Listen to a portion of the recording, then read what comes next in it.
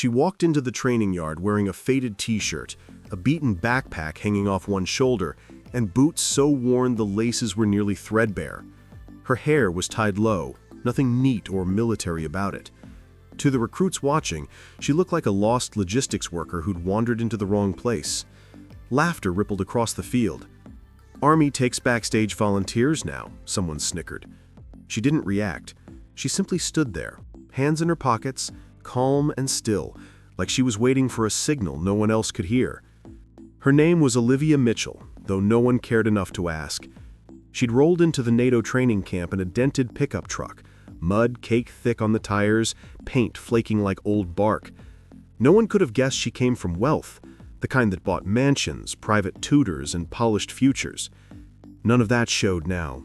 No designer clothes, no makeup, no perfect nails. Just a plain face and quiet eyes that missed nothing. Captain Harrow, a mountain of a man with a voice that shook the air, stalked the yard. His eyes locked onto her like a target. "You! Supply crew get lost?" The group snickered. A girl named Tara, all sharp ponytail and sharper smirk, whispered, "Gender quota. She's here to check a box." Harrow jabbed a finger toward Olivia. "Well, what's your deal?" She met his stare, unflinching. "I'm a cadet, sir." He snorted and waved her off. "Fine, get in line. Try not to slow us down." In the mess hall, she sat alone with her tray, away from the noise and bragging. Derek, a loudmouth recruit with a buzz cut and an ego bigger than the room, slammed his tray onto her table. "Yo, lost girl, this ain't a soup kitchen.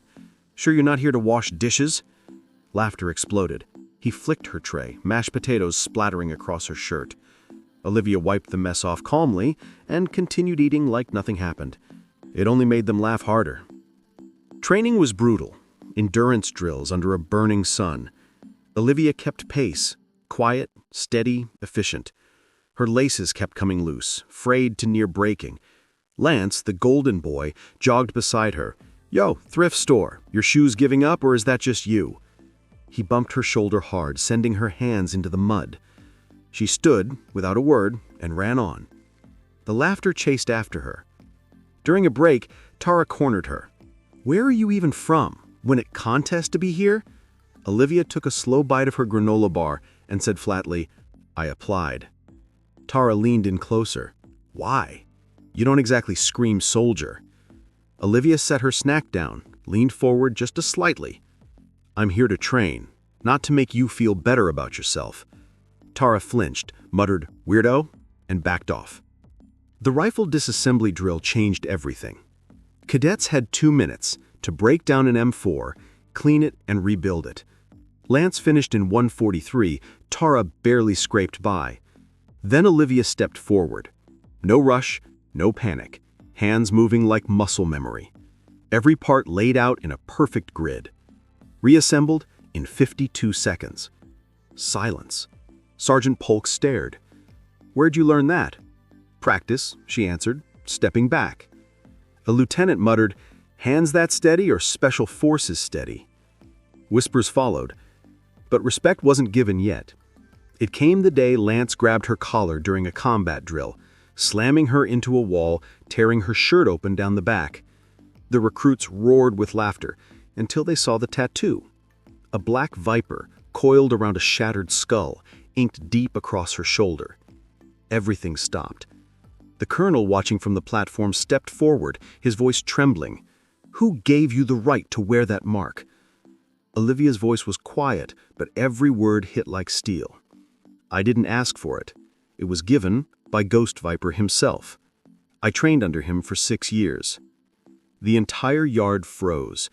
Every soldier knew the name Ghost Viper, the leader of a covert unit erased from official records. A myth, a shadow. The colonel snapped to a salute, his voice breaking. No one bears that tattoo unless he's his final student. Lance stumbled back, color draining from his face. The laughter died in an instant. But still, he couldn't let his pride go. In front of everyone, he challenged her to prove it. Olivia didn't argue. She didn't even fix her torn shirt. She just said quietly, "If that's what you want." He charged with wild fury. She avoided every swing. Calm, fluid, effortless. When he finally began to tire, she stepped in. A snap, a choke, a twist. 8 seconds later, Lance lay unconscious in the dirt. Captain Harrow stared at her, then at the motionless soldier on the ground. He said, "Effective immediately, Olivia Mitchell is honorary instructor. You'll learn from her." She didn't smile or celebrate. She picked up her backpack, closed her torn shirt with one hand, and walked off. The cadet stepped aside silently. By the next morning, everything had shifted. Whispers turned into respect. Mockery turned into awe. Tara looked at Olivia differently now. No smirk, no words, just silent understanding. Lance was gone, rumors said, reassigned to a desk job.